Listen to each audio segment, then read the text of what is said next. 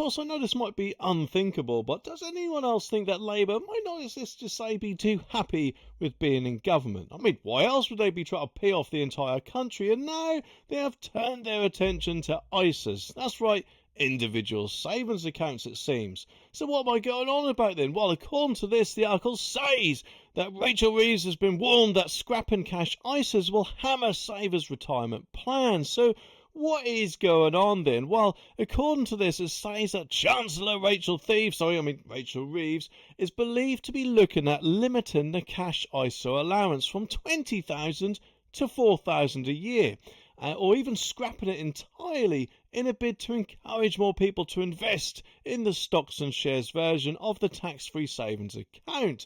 I mean, I don't know about you, but that, if anything, seems a little bit stupid to me. I mean, at the end of the day, people are still putting their money in to a savings account and therefore surely are investing. And wanting them to do something which many will see as risky, in my opinion, would be almost as stupid as, I don't know, Keir Starmer himself maybe, eh? And a survey of over 2,000 people has revealed how important the 20,000 limit for savers actually is. And many, it says, of the youngest savers aged 25 to 34 who took part in the research by Nottingham Building Society said that a cut in the cash ISA allowance would impact their ability to put down a home deposit, while the over 55 said that it would dent their retirement plans. And I don't know about you, but it just seems, doesn't it, that Labour have got a bit of a problem, shall we say, with older people in general. I mean, why else would they even think about cutting the winter fuel allowance? It's just beyond me. And doing this is just going to pee off people even more, presumably meaning that Labour will not actually get back in the next election, if and when that does happen. And the sooner Labour get kicked out, in my opinion, the better. But anyway, if the allowance is cut, research found that an estimated 2.5 million would simply save less. The Society spoke to 2,000 cash ISA holders and found that a fifth of people, or 20% in other words, would struggle to save or put down deposit on a house, while 1 in 3 savers would fear the ability to save towards their retirement and would be impacted. Over a third, though, 36%, that would hit their ability to build an emergency fund.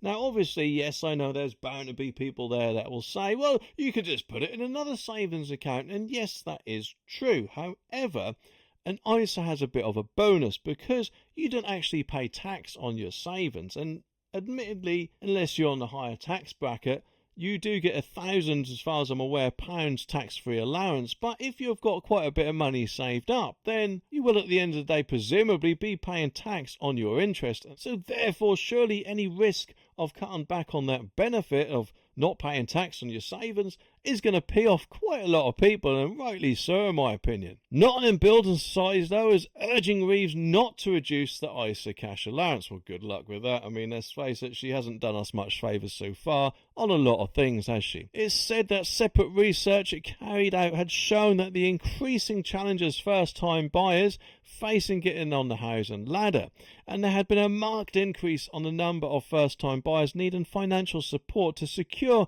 a mortgage over the last year, with a third 31% of mortgage brokers reporting a rise in the multi-generation purchases pooling resources to fund deposits. And I don't know about you, but this is just getting way out of hand, isn't it? And yes, I know, admittedly, there are, let's just say, quite a lot more people in the country for, I don't know, various reasons or another. I mean, for example, there's, of course, a lot of people coming over here legally from the safe country of France, presumably adding to the population, shall we say. But get this, Nottingham Building Society's research also reveals little evidence the move would see a surge of money invested elsewhere.